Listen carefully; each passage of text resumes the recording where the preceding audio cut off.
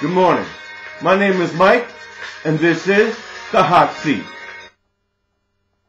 On the hot seat this morning is my recap of the GOP debate last night. And quite frankly, it disgusted me. All right?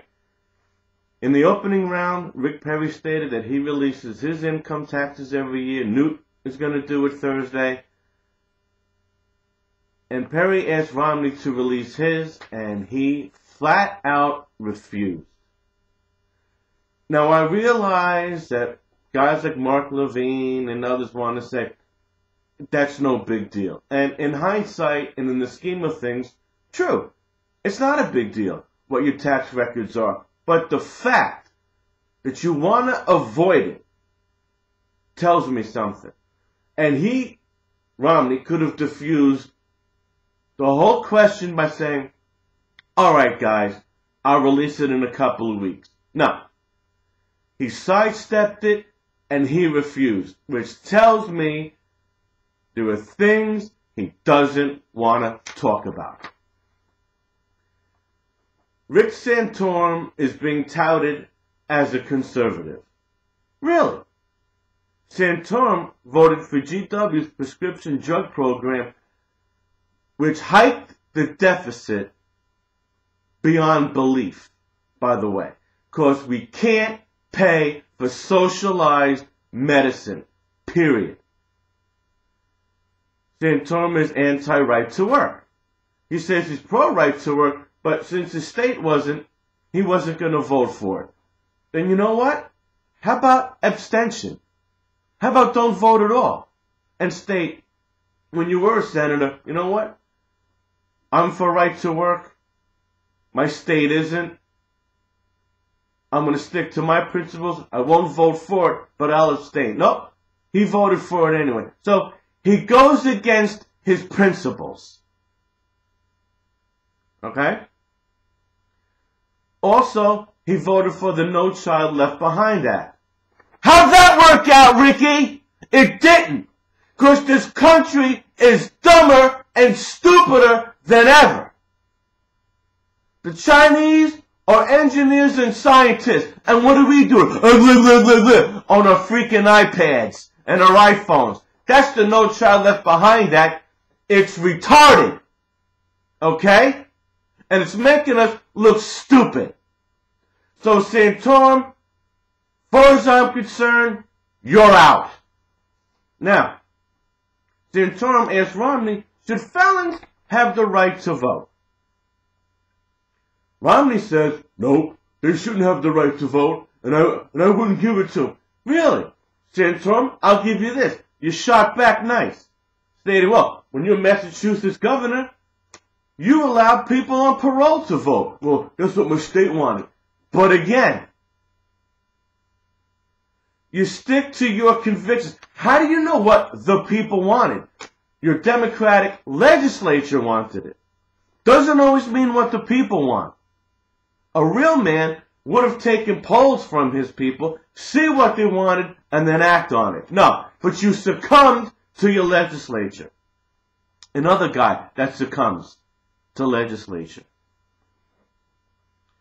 Santorum, he had a program on parole. Rick Perry intercedes states that the state should govern matters such as this. Well, regardless of that fact, that's meaningless. The point is, two guys didn't stick to their convictions. All right? Next. For the first 35 minutes of this debate, Ron Paul was asked one question. One question! Oh yeah, the media isn't controlled by the powers that be that are driving you sheeple to Romney and Newt.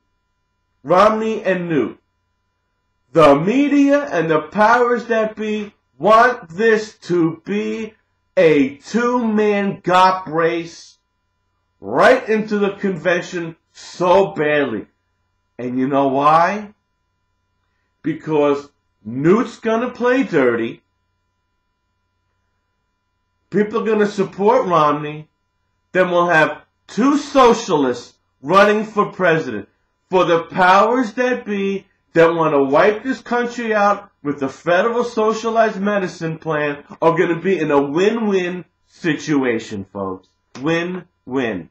All right? Now, Ron Paul was accused of wanting to close bases in South Carolina. Well, let me tell you something, Juan Williams. He fired back. Ron Paul said no. He wants to remove the bases abroad. A man that has stuck to his word all along. And he's right on foreign policy. Get out. Stop imperialism. Oh, and I heard from the crowd, they booed. They booed. And they loved when Newt Gingrich said, you know, Andrew Jackson was 13 years old, and he got a scar down his face, and he saw the enemy, and he said, kill him. And everybody roared. Everybody whipped their dinghies out and jerked off. I saw 4 warmongers on that podium that claim to be Christians, and I saw one good man that said, we shouldn't be imperialists, starting war after war after war, killing people, having our own people killed, and bankrupting this country. Dr. Paul said he'd rather have more bases in South Carolina than abroad. And he brought up an excellent retort, Mr. Juan Williams. He said defense spending is not building bigger ambassador emissaries in Iraq, bigger than the Vatican. That is military waste. And I agree. And he's right. Ron Paul is today's modern John Adams. Ridiculed, laughed at. But John Adams was a passionate American patriot who believed that we just don't fly into war after war after war.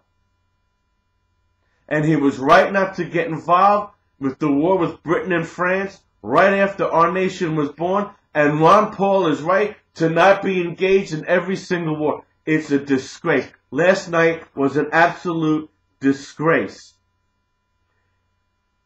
This country has killed 168 Pakistani children with our drone planes. Call me screwed up, but I think it's a little sick when we have a military guy with a freaking, joystick, arbitrarily dropping bombs with a drone plane and killing kids, all in the name of freedom.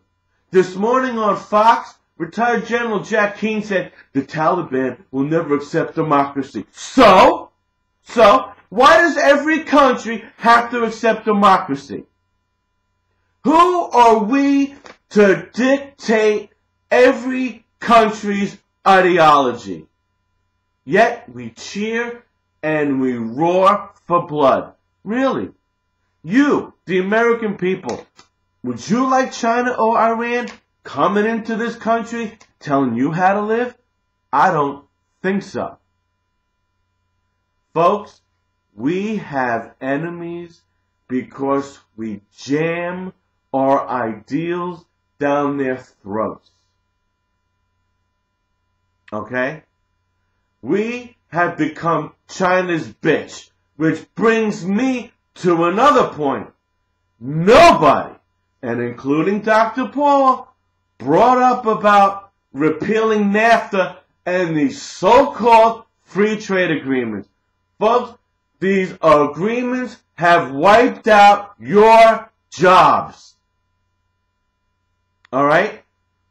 These fair trade agreements have allowed corporate America to take your job and ship it overseas. which is why we're in the shape that we're in. Nobody said anything. Nobody. Absolute disgrace. Final, Romney and Newt lied about, oh, I've no involvement with these super PACs. Baloney, you do. Don't tell me you don't have a middleman to tell the super PACs what and what not to say. Don't give me that. Folks, you know what? Look, here's the bottom line. At the end of the debate, it showed a graph on all the topics. Foreign policy, race, and the economy. And on all four of those, Ron Paul had the highest level of approval by you, the American people, that tweeted responses. He had the #1 approval rating across the board. But the media wants to shove Romney and Newt down your throat. America, wake up. Do your own voting. Do your own research. Get angry, damn it. My name is Mike. This is the Hot Seat.